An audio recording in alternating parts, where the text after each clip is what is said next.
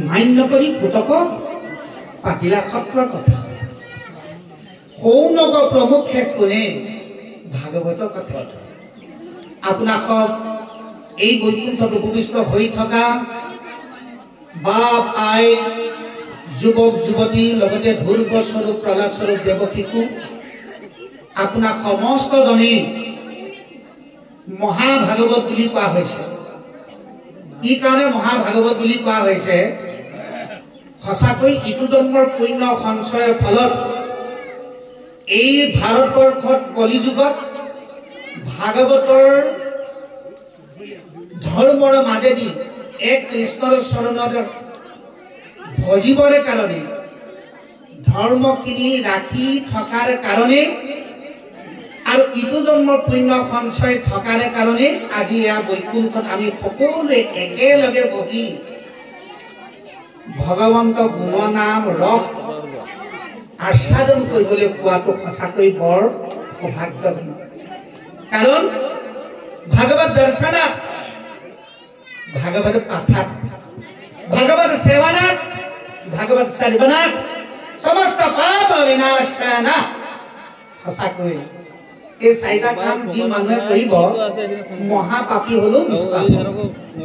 আৰু ভাগৱত সকলোৱে শুনিবও নোৱাৰে দেই কোনে পাৰে জানেনে যাৰো আছে পুণ্য অসংখ্যাত শিকে কাণ পাতে কৃষ্ণ কথা পুণ্য থাকিব লাগিব আৰু ভাগৱত অনুষ্ঠান সকলোৱে পাতিবও নোৱাৰে ভকতক গৃহলৈ আমন্ত্ৰণ কৰিবও নোৱাৰে আৰু ভকত সংগলৈ যাবও নোৱাৰে ভাগৱত কথা সকলোৱে শুনিবও নোৱাৰে কোনে পাৰে বাৰু যিজন মানুহৰ ভাগ্যত বোলে লিখা আছে আৰু যিজন কৃষ্ণ ভক্তি কৃষ্ণ সংস্কৃতিত চতুৰ সেইজন মানুহে শুনিবলৈ পায় ভাগৱত অনুষ্ঠান পাতিবলৈ পায় ভাগৱতক দৰ্শনো কৰিবলৈ পায় ভাগৱতক সেৱা কৰিবলৈ পায় এই কথাটো মহাপুৰুষ শ্ৰীমন্ত শংকৰদেৱ গুৰুজনাই ভাগৱতৰ দশম স্কন্ধত কৈছে কৰা পান ফল ইটো যাৰ আছে ভাগ্য যিটো ৰখ বিভানত চতুৰ সাধু সংগে যত্ন কৰি কৃষ্ণ কথা কৰ্ণে ভৰি ও সমস্ত আপদ দূৰ কৰা কাৰণ ভকত সংগত গৈ মহা আনন্দ শ্ৰৱণ কীৰ্তন কৰি মানৱ জীৱনলৈ অহা যি সুখৰ মাজতে থকা দুখ বেদনা এই সমস্ত বোলে বিনাশ কৰিব পাৰে কোনজন মহাভাগৱত ভকতে পাৰে গতিকে দিলে কাল সৰ্পে পাই তিলে তিলে আয়ু যায় আমাৰ দিনবিলাক ক্ৰমান্বয়ে কমি কমি গৈ আছে আজি যদি ভকত সংগ নোপোৱা হলো তেতিয়াহ'লে আয়ুটো কমি গুচি গ'লে কিন্তু ভকত সংগ পোৱাৰ কাৰণে আয়ুটো আজি কি হৈছে বাৰু পৰম আয়ুটো বাঢ়ি গৈছে আয়ুষ্মান গতিকে ভকত সংগ পোৱাৰ কাৰণে আয়ুষ আজি বাঢ়ি গৈছে সেইকাৰণে মহাপুৰুষ শ্ৰীমন্ত শংকৰদেৱ গুৰুজনাই ভাগৱতৰ দ্বিতীয় স্কন্ধত তেওঁ সিদ্ধান্ত কৰি দিছে গুৰুজনাই লিখা কথাখিনিতে মানে ব্যাকৰণ নন্দন শুকদেৱে এই কলিযুগৰ অভিশপ্তৰ সাধু পৰীক্ষিত ৰজা আগত কৈছে আৰু এই কলিযুগত আপোনাক মহা মহন্ত আগত ভাগৱত কৃষ্ণ নিজ মুখৰে এই কথাখিনি কৈছে কি বুলি কৈছে ভাগৱত কথা সকলোৱে শুনিব নোৱাৰে কোনে পাৰে জ্ঞানী মানুহে শুনিব পাৰে জ্ঞানী মনুষ্যৰ মানে প্ৰয়োজন কৰিবে কৃষ্ণৰ মাত্ৰ শ্ৰৱণ কৃত ভকতৰ খংগে ৰংগে কৰে সৰ্বথং কৃষ্ণ কৱাৰাধি কৰে শ্ৰৱণ কীৰ্তন হয়নে বাৰু কথা আৰু মহাপুৰুষ মাধৱদেৱে এটা কথা সিদ্ধান্ত কৰি দিলে দেই যিটো দিনত ভকত সংগ পাইছো পোৱাৰ পিছতো নাম গাই আছে যদি শ্ৰৱণ নকৰো ভাগৱত কথা গাই আছে তাত যদি নুশুনো তেতিয়াহ'লে কেইজনৰ অৱস্থাটো তোমাকো একো তালে দিওঁচোন গতিকে লগে লগে কি কৰিব তেওঁ বোলা আধা মানে কলা কৰি পেলাব আধা নুশুনা কৰি পেলাব কিহৰ কাৰণে কাণ দুখন দিছিলে কৃষ্ণ কথা শুনিবলৈ মাথাটো কি কাৰণে দিছিলে বাৰু এইবাৰ ৰাম মাধৱক নকৰিলো হিৰে নমস্কাৰ ইটো মাথা গোট মোৰো ভৈলা মহাভাৰ মাথাটো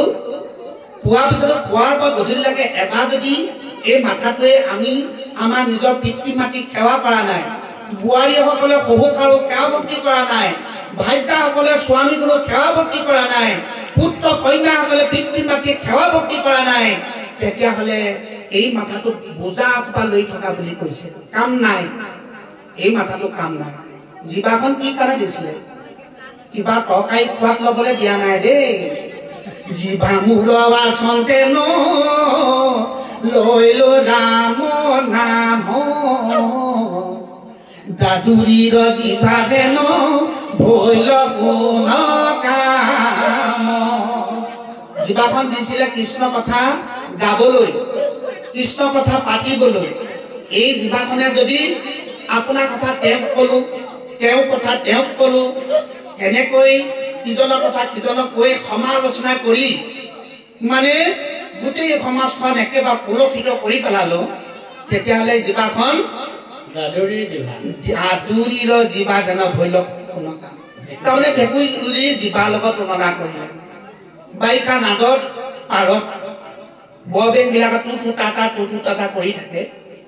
যদি আমি কৃষ্ণ কথা নাপাতি অন্য বিষয়ৰ কথা ইজনে সিজনক সমালোচনা যদি কৰি ফুৰোঁ তেতিয়াহ'লে ভেকুৰী জিভাৰ লগত তুলনা কৰিলে কাণ দুখন কেলে দিছিলে বাৰু হে ৰাম কৰ্ণ দুই থাকন্তে নুশুনিলো কৃষ্ণ কথা ও দুকুটাৰ যেন বিহিল বিঠা তাৰমানে কাণ দুখন দিছিলে কৃষ্ণ কথা শুনিবলৈ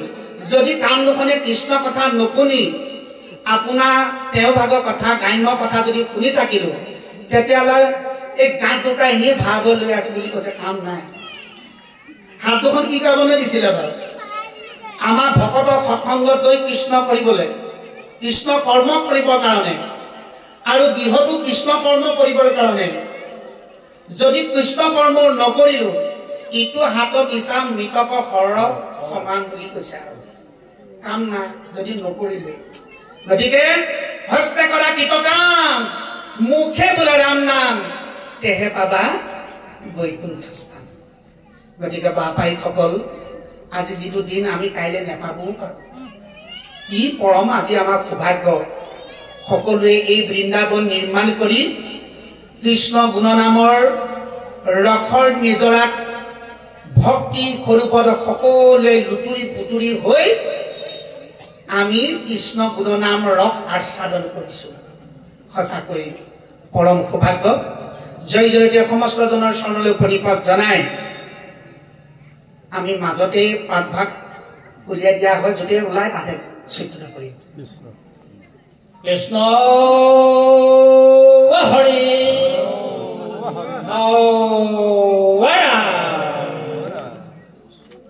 ক'ত ওলাইছে প্ৰভু কৃষ্ণ কৃষ্ণ বাবাইসকল ভাগৱত দশম স্কন্ধ শেষ ভাগ কুৰুক্ষেত্ৰ যাত্ৰা কৃষ্ণ পত্নী খবৰ বিবাহত কথম নাই জানো বেয়া আছে নি ভাল এতিয়া কৃষ্ণই পত্নীসকলৰ খবৰ বিবাহ কথম বুলি কৈছে আলোচনা কৰিব নহয়নে বাৰু এতিয়া আমাৰ যাওঁচোন বাৰু প্ৰথম মুহূৰ্তৰ মাজলৈ নিগদতি পোক শুনা নিপতি সৰ্বথা অস্থিৰি সমাজত যেন ভৈলা কৃষ্ণ কথা অতলৈকত অদ্যাপিও গাৱে খেহি যখ অস্থিৰ কৰে নেকৰা পান মহাভৰি ৰখ আতনন্তৰে কহো যেন ভৈল পাছে যত মহাৰাজা ভাৰ যা খবৰ আছে কৌৰৱৰ পাণ্ডৱ যদু বংশী খব নাৰী বহল সমাজ পাতি আছে খাৰি খাৰি যত গোপী খব গীত কৃষ্ণৰ বল্লভা কৃষ্ণ অনুমতি লয়া গৈলা খেহি সভা অসম্বাক দেখি মাধৱ বৰ ভাৰ যাজত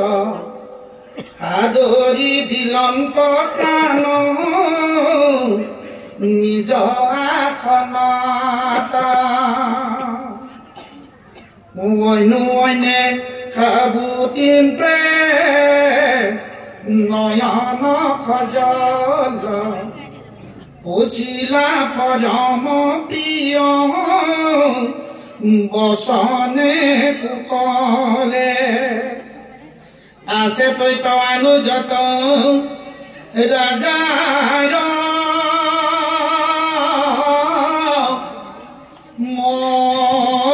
মহিকি অগোপীক প্ৰশংসা খবে কৰিলা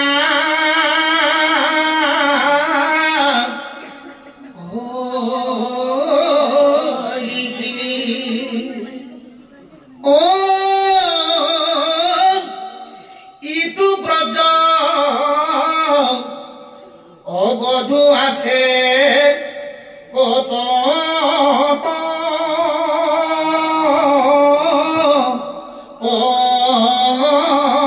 খাই অস্বপ্নে খদাসিতে কৃষ্ণ বিনে নাই মহাপ্ৰেমে মাধৱত নিমজিলচিত অসম্ফল লভিল জন্ম ভাৰত ভূমিত কৃষ্ণ সঁচাকৈ চাৰিমুঠি জীৱ কোন গুণ ভ্ৰমণ গজন এই চাৰিমুঠি জীৱ সৃষ্টি কোনে কৰিছে পৰম ব্ৰহ্ম নিৰ্গুণ কৃষ্ণই সৃষ্টি কৰিছে তেওঁৱে পালন কৰিছে আৰু তেওঁৱে সংহাৰ কৰিছে সেয়েহে প্ৰভু ভগৱন্ত মহিমা অপাৰ অসীম এই চাৰিমুঠি জীৱৰ ভিতৰত মানুহৰ জীৱটোকে শ্ৰেষ্ঠ প্ৰকাশ কৰিছে মানুহৰ মাজত দুটা শ্ৰেণী ভাগ কৰিছে মতা আৰু মাইকী হয়নে বাৰু কিন্তু আত্মা একে আত্মা কিন্তু জীৱ একে জীৱ কিন্তু দেহটোৱে ভাগ ভাগ কৰি দিছে হয়নে বাৰু এওঁ মতা এওঁ মাইকী হয়নে বাৰু এওঁ ল'ৰা এওঁ ছোৱালী এইটো মায়া তাতে মিছ কৰি তেওঁ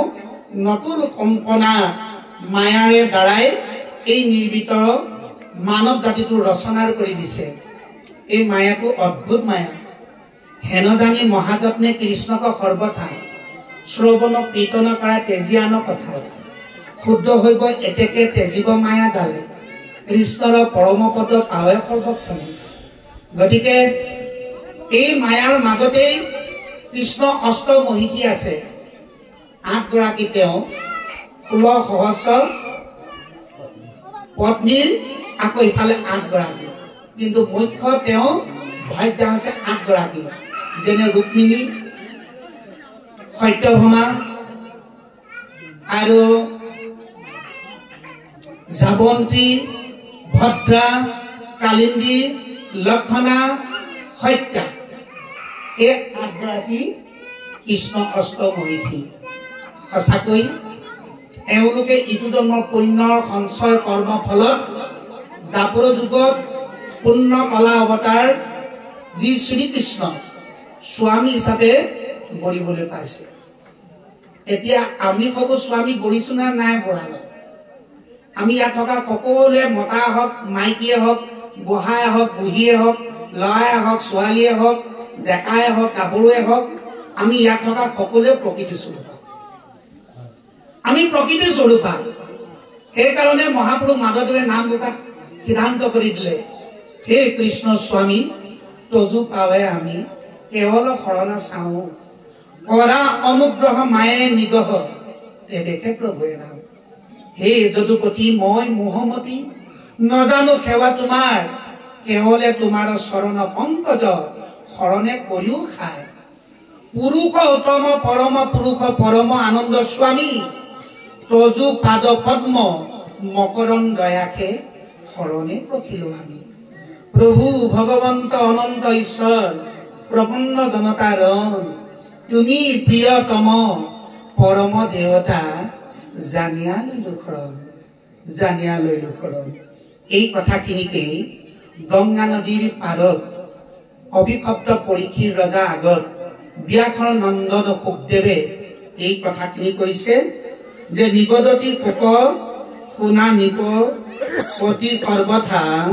স্ত্ৰী সমাজত যেন ভৈল কৃষ্ণ কথা যে হেৰা মহাসাধু পৰীক্ষিত ৰজা যে স্ত্ৰী সমাজত অৰ্থাৎ মাইকী আইসকলৰ সমাজত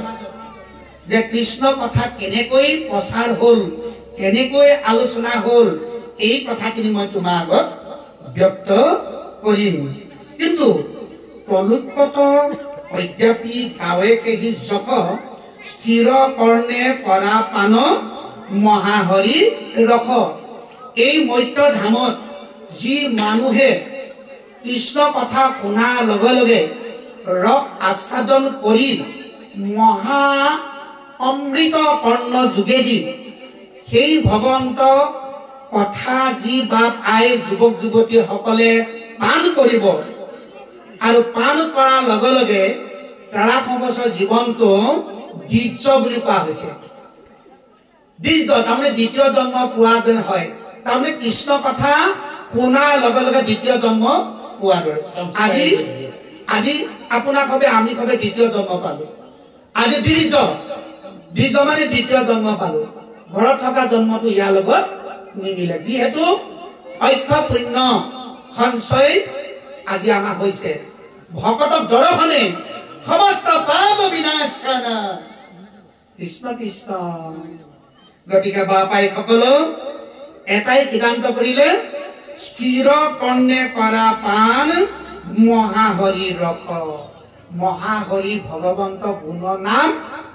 মনটো স্থিৰ কৰি ল'ব লাগিছে এক স্থিৰ কৰি ল'ব লাগে ক'ত স্থিৰ ক'ত কৰি ল'ব লাগিছে কৃষ্ণৰ চৰণ দুখনিত মনটো নিয়োজিত কৰি ল'ব লাগিব আৰু কাণেদি কৃষ্ণ কথা শুনিব লাগিব আৰু উদাহৰণ দিলে গুৰু গৃহতো আমি তেনেকেই কৰিব লাগিব প্ৰথম কায় বাক্য মন কৃষ্ণৰ চৰণত অৰ্পণ কৰি আমি গোৱা কথাখিনি নিজে কাণে নিজে শুনি যেতিয়া ৰস আস্বাদন কৰি থাকিম বাহিৰত নাতি দুটাই কাজিয়া লাগি গোটেই হৈ চৈ লাগি থাকিলেও আমি ভিতৰত নামঘৰ ভিতৰত নুশুনিম যদি মনটো খেলি মেলি হয় বতাহ মাৰিলে বাহিৰলৈ ওলোৱা চাকিটো যেনেকৈ ধিমিকি ধামাকা কৰে মনটো এবাৰ কৃষ্ণৰ চৰণৰ পৰা এৰি যদি ইফালে পঠিয়াই থাকে তেতিয়াহ'লে নাতি দুটা কন্ধাও শুনিব আপুনি সদৌৰ শেষত মনটো আপোনাৰ মলিন হৈ যাব ঘৰৰ ভিতৰত কোনো নাই নেকি ইমান কন্দা কটা কৰিছে যুদ্ধ কৰিছে সিহঁতক মানে বুজাবলগীয়া মানুহ নাই নেকি যে ককা নামঘৰত সোমাইছে তহঁতি দুটা মনে মনে থাকচোন এই বুজনিটো দিয়া মানুহ নাই নেকি তেতিয়া আপোনাৰ গুৰুগৃহৰ ভিতৰতে একেবাৰে ক্ৰোধে জৰ্জৰিত হৈ পৰিব যদি কাণখন দি দিয়ে গতিকে বাপাই সকল এইটো এটা আমাক উদাহৰণ দিছে দেই ভাই মুখে বোলা ৰাম হৃদয়ে ধৰা ৰূপ এতেকে মুকুতি পাইবা কৈছো ভগৱন্ত গুণনাম গাই থকাৰ অৱস্থাত ভগৱন্তৰ ৰূপটো চৰণৰ পৰা মস্তকলৈ মস্তকৰ পৰা চৰণলৈ এই ৩২টা অলংকাৰ যি ভুৱন মোহনৰ ৰূপ এই ৰূপটো আমি হৃদয়ত মানে অষ্টদল পদ্মত আমি এই ৰূপটো আনিব লাগিব আনি তাতে ৰাখি আমি তেওঁৰ চৰণতে সেৱা ভক্তিৰ মাজেদি ৰখত আমি তাতে মনটো নিমজ্জিত কৰি ৰাখিব লাগিব যদি মনটো খেলি মেলি ইফালে ইফালে হৈ গুচি যায় তেতিয়াহ'লে হৰি ধ্যানটো কেতিয়াও ৰূপ ধ্যানটো নাহে কদাপি গতিকে আমাৰ মনটো কি বুলি কৈছে দুৰাচাৰ মন মোৰ ৰাম হৰি বোল মন ৰাম হৰি বোল আমাৰ মনটো দুৰাচাৰ বুলি ক'লে আকৌ মাধৱে কি বুলি ক'লে ঘোষা একেবাৰে 1000 শ্লোকৰ নাম্বাৰ ঘোষা কি বুলি ক'লে এই ভাৱক ভাই ভজ ভগৱন্ত ভক্তি ভাৱে অ মন ভাই ভগৱন্ত ভজা ভক্তি ভাৱে ভগৱন্তক ভজিয়া পৰমগতি পাবা মন ভাই যদি ভগৱন্তক ভক্তি ভাৱে ভজিলে তেতিয়া পৰমগতি লাভ কৰিব পাৰিব সদৰ শেষত কৈ দিলে আনজত হবে মিছা ভক্তি ভাৱে মন ভাই পৃথিৱীত যিমান আছে সমস্ত মিছা কেৱল সঁচা ভক্তি কৃষ্ণ ভক্তি কৃষ্ণ সংস্কৃতি সঁচা কেৱল সেইটোৱে জানিও ভজিও ভাই ভগৱন্ত পাবে অ মন ভাই জানি ভগৱন্তক ভজা তেতিয়া ভগৱন্তক ভাবা এহুৰ ৰকম মাধৱ মূৰ্খ মতিকা হয় ইমানখিনি লিখাৰ পিছতো বোলে মাধৱদেৱে নিজকে মূৰ্খ বুলি ক'লে তেতিয়াহ'লে আমি কি বুলি ক'ব লাগিব শংকৰদেৱে কি বুলি কয় কৃষ্ণৰ কিংকৰ কহয় শংকৰে ডাকি বোলা হৰি হৰি সমস্ত নৰে গুৰুজনাই কৈছে বোলে কৃষ্ণ কিংকৰ গুৰুজনাই মাধৱে কৈছে মূৰক মই পাপিলো তাৰমানে মোৰ থাকি পাপিলো আৰু পৃথিৱীত নাই বুলি এতিয়া আমি কিমান হ'ব লাগিব বোলে মই নাম গাব জানো মই পাঠ পঢ়িব জানো মই শৰাই পাতিব জানো অন্নমতি সিদ্ধ কৰিব জানো যদি আমাক অন্তৰত যদি অভিনন্দা আহে অহংকাৰ ভাৱটো আহে তেতিয়া জানিব আৰু পাহাৰত কৃত্যে গাজনি মৰাৰ লগে লগে বৰষুণ ধুমুহা আহিলে ওপৰৰ পৰা পানী জুয়েদি বাগৰি আহি জানত পৰিলে জানৰ পৰা ক'ত পৰিব বাৰু নদীত পৰাৰ লগে লগে নদীৰ সোঁতত যেতিয়া গৰা খুন্দা মাৰিব হলকে হলকে গৰা খহিব দেই আমাৰো তেনে অৱস্থা হ'ব কোনখিনি সময়ত কি হ'ব কোনেও ক'ব নোৱাৰে গতিকে প্ৰভু ভগৱানৰ ইচ্ছা হ'লে ধনীকো দুখীয়া কৰিব পাৰে দুখীয়াকো ধনী কৰিব পাৰে হে একদম বাম মানে দ পথা এডৰা বোলে এবছৰ পিছতে গোটেই একেবাৰে ঘৰ ভেটি বনাই দিব পাৰে আকৌ বাম এডৰা খানি একেবাৰে দুবা বনাই দিব পাৰে চকু আগতে দেখি আছো আমি সকলোৱে নহয় বাৰু এইবিলাক ঈশ্বৰৰ ইচ্ছাহে তাৰপিছত প্ৰভু ভগৱন্তৰ ইচ্ছা হ'লে মৰাকো জীয়াব পাৰে জীয়াকো মৰাব পাৰে এইবিলাক কাৰ মায়া প্ৰভু ভগৱন্তৰ মায়া দয়াময় তোমাৰ মহিমা বিপৰীত ও যদি তুমি দয়া কৰা মৰাকো জীয়াব পাৰা চৰাচৰ মায়াৰে কল্পিত দয়াময় তোমাৰ মহিমা বিপৰীত ভগৱন্ত মহিমাটো অদ্ভুত গতিকে ভগৱন্ত মহিমা মায়া নোপোৱা আগতেই আমি এতিয়া সঁচাকৈ বৰ সৌভাগ্যজনক আমি সকলোৱে এতিয়া কৃষ্ণ দাস আমি কৃষ্ণ সেৱক কৃষ্ণ চৰণৰ শৰণ গ্ৰহণ কৰিলোঁ কৃষ্ণ আমি একান্ত ভকত শৰণত মূল আশ্ৰয়হে কিন্তু কৃষ্ণক যদি নভজো তেতিয়াহ'লে উত্তম পথ পোৱা আশা আমাৰ কেতিয়াও নাই কাৰণ ভজনতে উত্তম পথ লাভ কৰিব পাৰিব ভুৱন মোহনৰ ৰাম ভজিলেহে তোমাক পায় মহা মহা পাপী যাৰ নাম জপি উত্তম পদক পায় উত্তম পদ তেতিয়াহে লাভ কৰিব পাৰিব কৃষ্ণ বাপজন সেইকাৰণে এই দশম স্কন্ধতে গুৰুজনে এষাৰি কথা ক'লে এৰাম উত্তম ভজন জানা শ্ৰৱণ কীৰ্তন উত্তম ভজন বুলি ক'লে শ্ৰৱণ আৰু কীৰ্তন গতিকে সেই শ্ৰৱণে কীৰ্তনে ভজা পূৰ্ণানন্দ হৰি দূৰ হৈব কাম ক্ৰোধ লোভ মোহ অতি শীঘ্ৰ কৰি সেই মাৰি মৰক কেইটি লাহে লাহে দূৰ হ'ব কৃষ্ণ আগবাঢ়ক হাজৰিকা প্ৰভুজনে আমাৰ লগত অংশগ্ৰহণ কৰি দিলে বৰ ভাল লাগিলে গতিকে চাওক হাজৰিকা প্ৰভুৱে ঠিকেই কৈছে ৮১ বিধ ভক্তিৰ ভিতৰত ৯ বিধ ভক্তি প্ৰধান যেনে শ্ৰৱণ কীৰ্তন স্মৰণ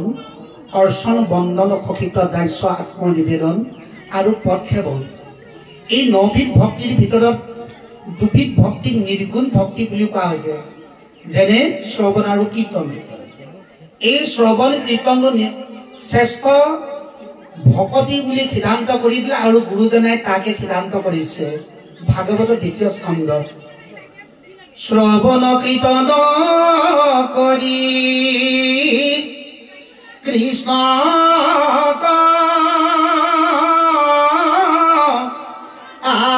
আৰাধে মহামুখ্য সাধে একো বিঘিনি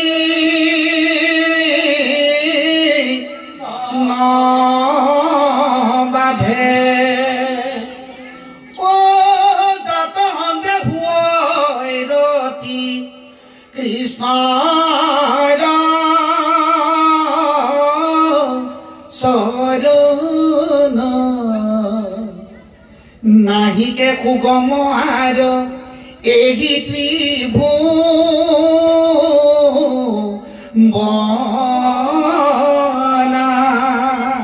শ্ৰৱণ কীৰ্তন